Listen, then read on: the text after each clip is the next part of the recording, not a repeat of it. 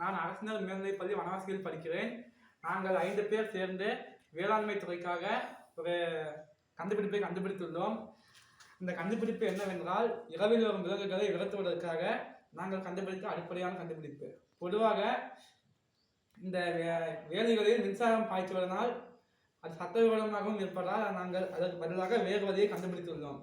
அதாவது இந்த லேசர் என்னும் இந்த ஒளியை கொண்டு நாங்கள் இதை விரட்டுவதற்கான ஒரு வழியை கண்டுபிடித்துள்ளோம்.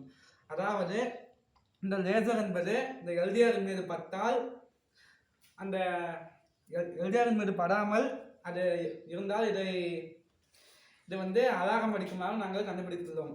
அதாவது இந்த லேசர் வந்து இப்படி இந்த 4 கண்ணாடிகளிலும் பட்டு இறுதியாக இந்த எல்டிஆர் சென்சாரின் மீது விழும். அப்படி விழும்போது ஏதாவது விலங்கு இதை கடந்து சென்றால் இந்த லேசர் என்பது கட்டாகி இந்த எல்டிஆரில் படாமல் இருப்பதால் இந்த அலாரம் வரும். அதே மேல் விலங்கு சென்றால் இந்த மோஷன் சென்சாரின் மூலம் டிடெக்ட் செய்யப்படும்.